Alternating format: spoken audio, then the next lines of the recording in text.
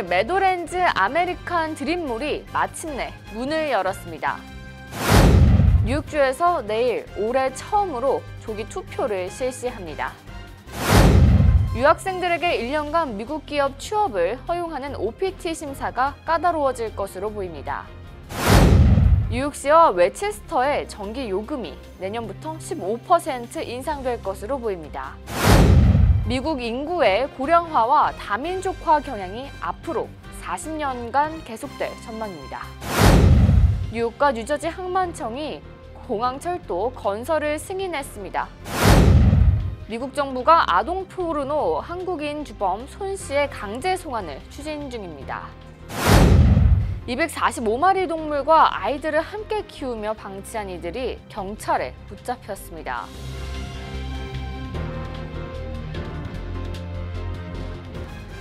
학자금, 결혼자금, 노후자금 준비. 뉴 밀레니엄 뱅크가 알뜰한 적금 상품을 준비했습니다. 3년 만기 적금 연이율 무려 2.65%, 무려 2.65%. 뉴 밀레니엄 뱅크와 함께 미래를 준비하세요. FDIC member and equal housing lender.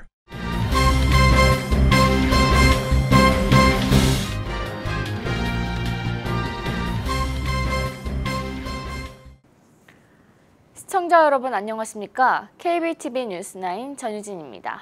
첫 번째 소식입니다. 뉴저지 이스트 러더포드에 들어서는 메도랜즈 아메리칸 드림몰이 오늘 마침내 문을 열었습니다. 박정호 기자가 현장에 다녀왔습니다. 20년이 넘는 시간 동안 우여곡절을 겪었던 아메리칸 드림 메도랜즈가 오늘 공식 개장했습니다. 수십억 달러를 들여 세워진 이 쇼핑몰은 수백만 스퀘어피트에 달합니다. 그리고 오늘 320만 스퀘어피트 규모의 대형 실내 놀이동산 니켈로니언 유니버스 운영을 시작했습니다. 이 놀이공원은 미국에서 가장 큰 실내 놀이동산으로 122피트 높이에서 급강하하는 롤러코스터 등 대형 롤러코스터 3개를 포함해 35개가 넘는 최신 놀이시설로 이루어졌습니다. 항상 차로 운전하면서 지나다니다가 되게 큰 게 생겨가지고 궁금해서 와봤는데 되게 좋은 것 같아요. 실내 놀이동산과 아이스링크장의 오픈을 시작으로 아메리칸 드림몰은 내년 봄까지 순차적으로 오픈할 예정입니다. 오는 11월 27일에는 대형 워터파크, 12월 5일에는 실내 스키슬로프 등이 개장합니다. 450개 이상의 매장과 100곳 이상의 식당은 내년 3월까지 오픈할 계획입니다. 쇼핑몰의 주차장을 이용하려면 하루 8시간 기준 24불을 지불해야 합니다. 개장 주간인 이번 주는 이용요금을 내지 않아도 되지만 니켈로니언 유니버스의 주차장 티켓은 이미 매진됐습니다. We're waiting for such a long time. We're so excited for it to open and we're finally so excited to be here. So you should definitely all be coming here. 한편 뉴욕시에서 시카커스까지 가는 버스가 오늘부터 운행됩니다. 위호캠 페리 선착장에서도 쇼핑몰까지 가는 셔틀버스가 운행됩니다. 미국에서 가장 큰 쇼핑몰 중 하나인 아메리카 드림몰이 뉴저지의 랜드마크로 자리 잡을지 주목이 됩니다. KBTV 뉴스 박정호입니다. 올해 처음으로 도입되는 뉴욕주 조기 투표가 내일부터 시작됩니다. 작년만 해도 미리 투표를 해야 하는 유권자들은 선거관리위원회를 직접 방문해야 했습니다. 올해부터는 조기 투표가 실시되어 번거로움을 덜 수 있게 됐습니다. 하지만 조기 투표 장소와 본선거의 투표 장소가 다를 수 있어 장소와 시간을 미리 확인해야 합니다. 이번 선거에서는 뉴욕시 공익옹호관과 퀸즈 검사장, 카운티별 주 법원 판사 등을 선출합니다. 이번 본선거에서 주목되는 부분은 공직자 선출 외에도 주민투표입니다. 이에 관해 시민참여센터 김동찬 대표의 설명입니다. 뒷장에 보시면 주민투표가 있습니다. 그것은 뭐냐면 뉴욕시에서 시의원들이 이것을 주민에게 물어보자라고 내놓은 건데 첫 번째 투표는 뭐냐면 뉴욕시 선거법을 개정하자. 이것은 뭐냐면 그동안 뉴욕시에서 1, 2등이 과반수 차이가 나지 않을 경우 결선 투표를 하는 방식이 있었는데 그거로 인해서 막대한 재정 낭비와 그다음에 유권자들도 또 시간을 내서 투표를 해야 되는 이런 상황이 있어서 이번에는 순번 투표, 그러니까 내가 좋아하는 모든 후보들의 번호를 매기는 것입니다. 1번, 2번, 3번, 4번, 5번 이렇게 번호를 매겨서 나중에 결선 투표를 하지 않고 그 번호로 인한 이 순위를 가지고 이제 투표의 결과를 이제 찾아내는 것입니다. 투표장에서 주민투표 내용을 읽고 이해하는 것은 매우 어려울 것으로 예상돼 투표장에 가기 전에 질문 내용을 미리 숙지하고 가는 것이 좋을 것으로 보입니다. 학업을 마친 유학생들에게 1년간 미국 기업 취업을 허용하는 OPT 심사가 까다로워질 것으로 보입니다. 자세한 내용 박정우 기자가 전해드립니다. 연방국토안보부는 최근 미국 대학 및 대학원 졸업 유학생들의 OPT에 대한 새로운 가이드라인을 발표했습니다. 지난 1일 발표된 가이드라인에 따르면 전공 과목과 맡게 될 업무의 연관성을 엄격하게 검토하도록 하고 있습니다. 전공 과목과 업무 연관성이 떨어질 경우 유학생들의 취업은 어려워지게 됩니다. 이제는 취업하는 기업보다 유학생이 맡게 될 업무와 그 연관성을 입증하도록 하고 있습니다. 전공에 관련된 일을 해야 한다는 겁니다. 이에 이민 변호사들은 새 OPT 규정이 적용되면 거부되는 사례가 속출할 것으로 예상했습니다.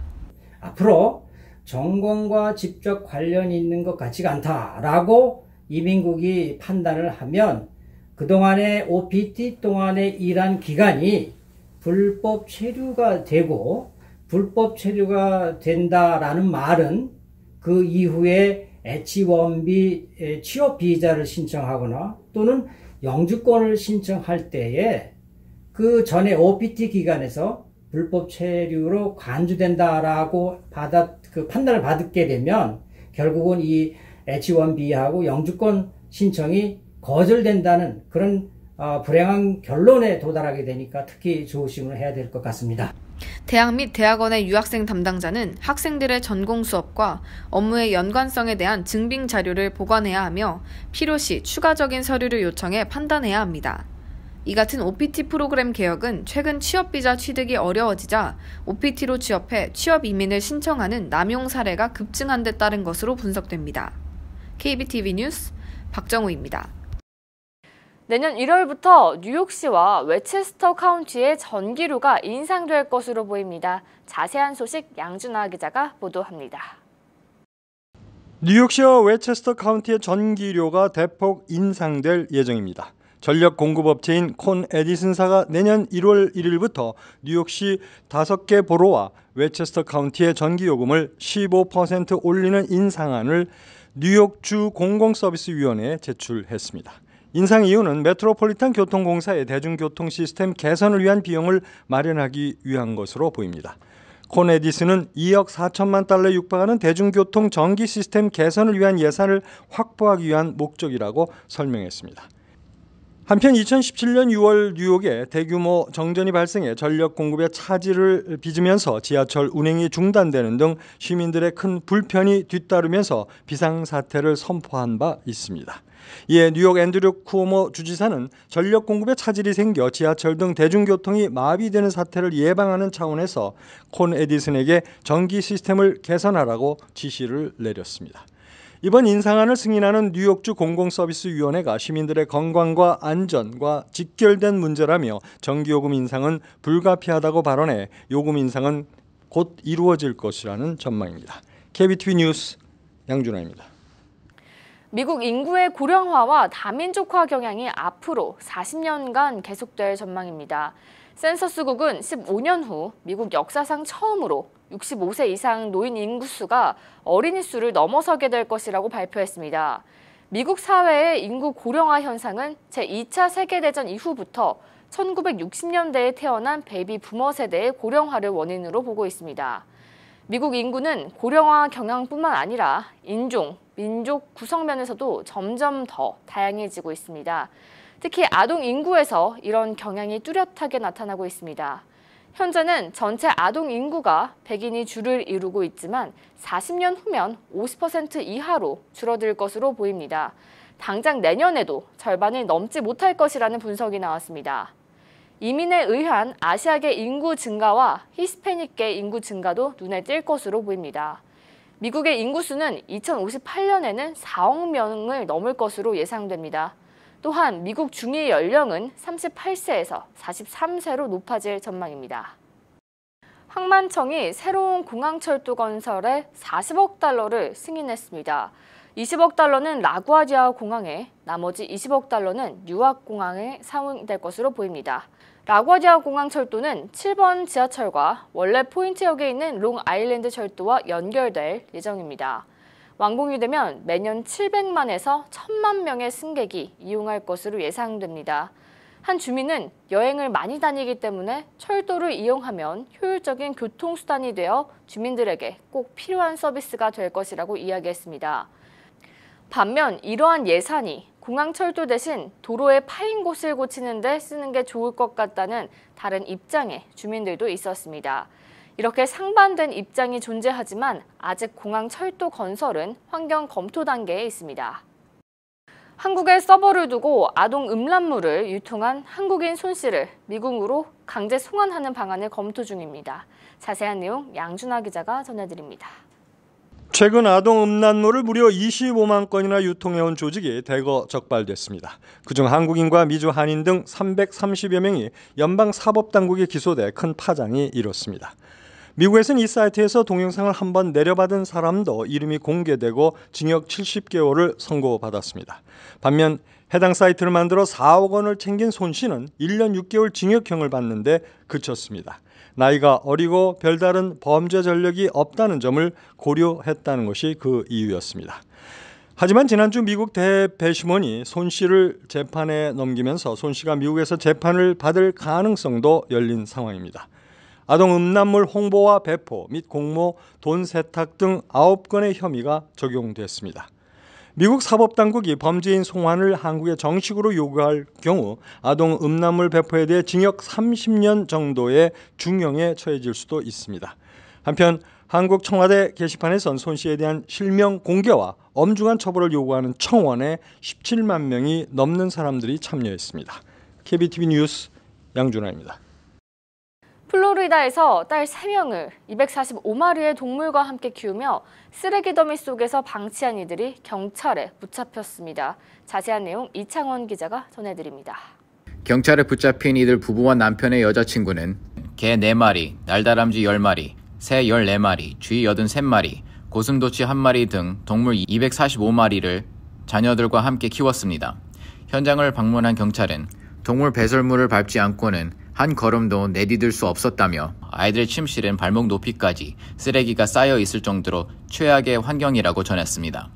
당시 현장에는 죽은 동물 사체도 다수 발견된 것으로 알려졌습니다. 이들의 집안 환경이 알려진 것은 아버지인 그렉 넬슨은 신고 덕분이었습니다.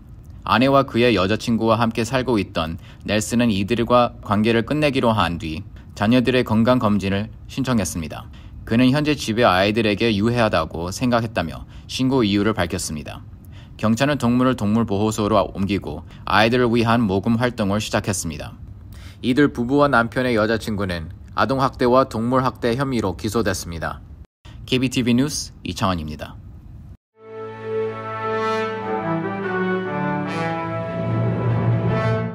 사건 사고입니다. 미 남부에서 60대 남성이 사냥을 하려던 사슴의 반격을 받아 사망했습니다. 사고는 지난 23일 오후 아칸소주 사냥구역인 옐빌에서 일어났습니다. 토머스 알렉산더는 사슴 1마리를 겨냥해 쐈습니다. 이어 자신의 총탄이 사냥감에 명중했다 생각해 사슴에게 다가간 순간 공격을 받아 치명상을 입었습니다. 헬기편으로 후송된 사냥꾼은 몸에 심한 자상을 입어 끝내 숨졌습니다. 지난 수요일 맨하탄 버스에서 3명의 노인을 폭행한 혐의로 기소된 남성이 경찰에 체포됐습니다. 뉴욕시경은 피의자가 3명의 여성과 말싸움을 벌이다 폭행을 했다고 전했습니다. 폭행의 정도는 심각했습니다. 한 명은 코 주변이 피투성이가 됐고 목졸림을 당하다 바닥에 쓰러졌으며 주먹으로 얼굴을 맞았습니다.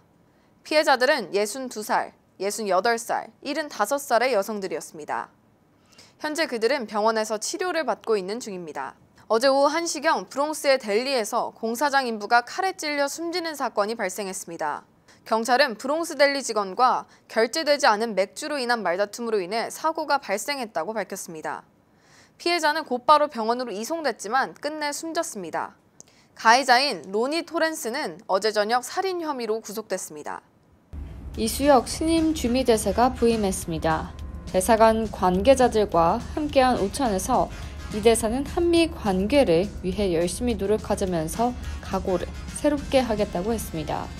이 대사는 오늘 주미 한국대사관에서 취임식을 가지고 공식 활동에 들어갑니다. 이제 백악관에서 뉴욕타임즈와 워싱턴 포스트를 볼 수 없을 것으로 보입니다. 백악관이 도널드 트럼프 대통령의 비판에 앞장섰던 두 매체의 구독을 더 이상 하지 않겠다고 밝혔습니다. 트럼프 대통령은 두 매체를 거짓 매체라고 비난했습니다. 또한 백악관이 연방기관에 뉴욕타임즈와 워싱턴 포스트의 구독 연장 금지 지시를 준비 중인 것으로 알려졌습니다. 연방 센서스국이 2020년 인구조사를 위해 뉴저지에서 조사요원 4만 5천 명을 고용합니다. 조사요원에게는 최저임금의 2배의 시급을 제공합니다. 또한 자유롭게 근무 시간이 조정 가능하고 무료 트레이닝 기회도 주어집니다. 조사요원은 18세 이상 미국 시민권자면 누구나 지원 가능합니다. 채용이 되면 내년 3월부터 훈련을 받게 되며 내년 4월 1일부터 인구조사 업무에 투입됩니다. 민족화해협력 범국민협의회, 뉴욕협의회가 한반도 평화와 번영을 위한 2019 민족화해 포럼을 개최했습니다. 플러싱 금강산 연회장에서 진행됐습니다. 포럼에서는 김동엽 경남대학교 극동문제연구소 교수가 한반도 전쟁 혹은 평화 신한반도 체제를 주제로 강연을 진행했습니다. 이어서 포커스인과 커뮤니티 브리핑이 이어집니다.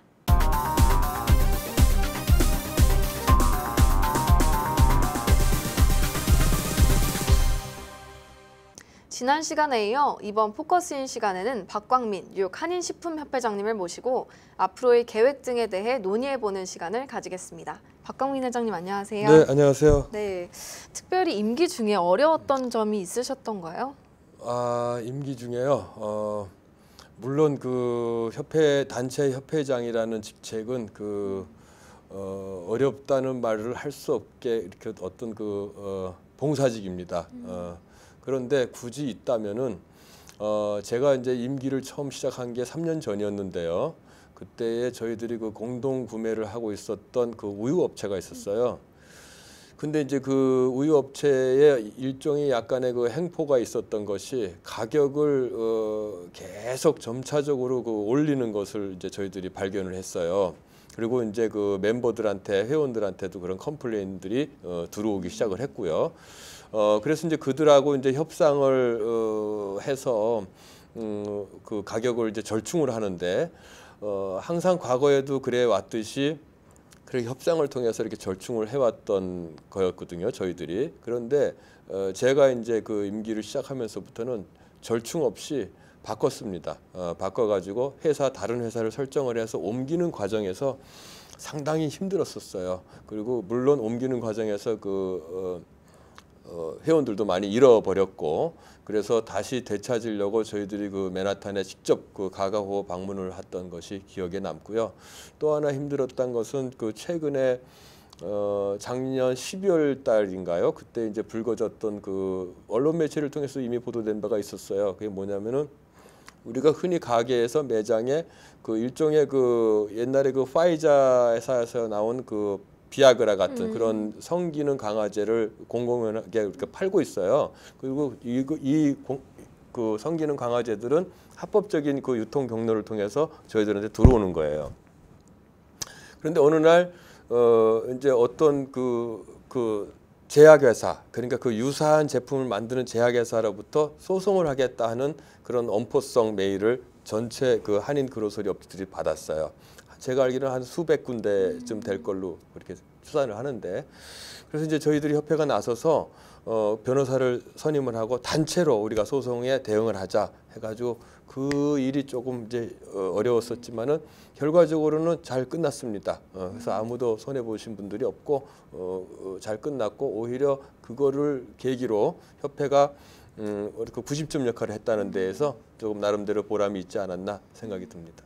네, 잘 끝났다니 다행이네요. 네. 그렇다면 앞으로의 계획과 포부에 대해서도 한 말씀 부탁드릴게요. 네, 저희들은 앞으로 제가 다음 주에 이제 한국을 나갑니다. 나가는 이유는 우리 총회가 1년에 한 번씩 하는 총회가 이제 한국에서 열려요. 그래서 겸사겸사 나가는 길에 한국에 있는 편의점 있지 않습니까? 한국에는 알겠지만 편의점이 굉장히 잘 돼 있어요. 네. 그래서 그런 거를 어떻게 접목시켜서 뉴욕으로 해볼까 아니면 그런 방법이 있을까 해서 거기에 관계자들을 좀 만나보고 싶어서 또 나갑니다.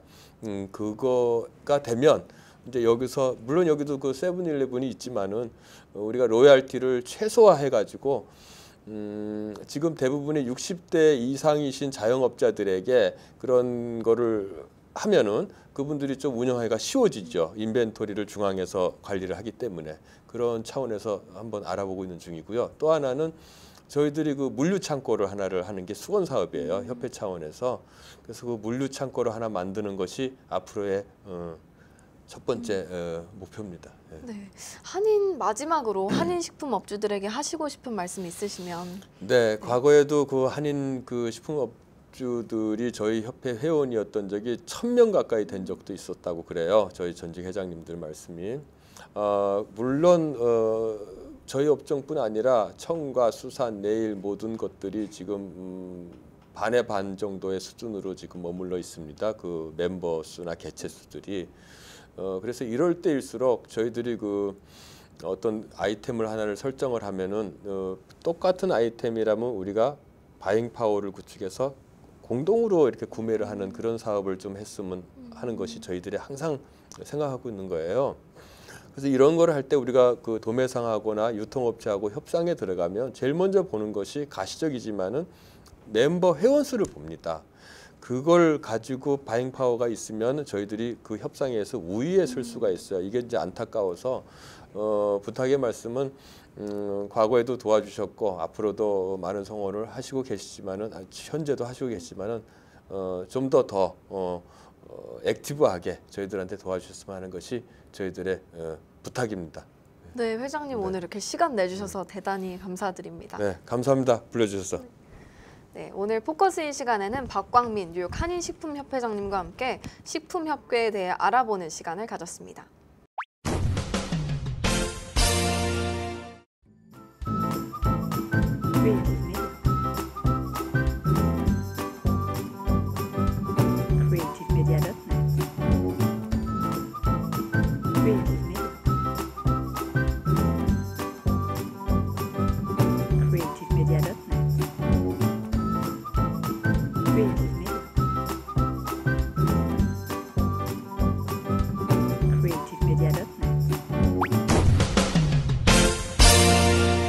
이어서 환율과 증시 전해드립니다.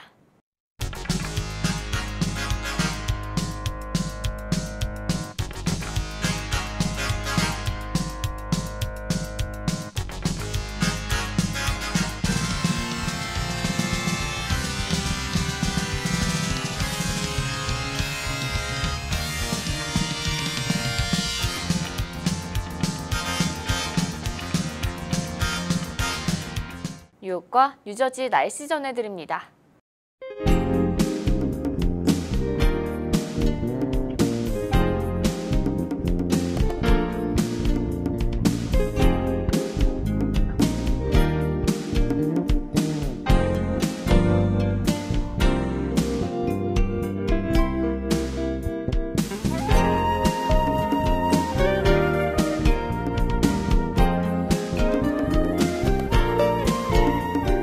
오늘도 KBTV 뉴스9을 시청해주신 여러분 고맙습니다. 편안한 저녁 보내시기 바랍니다.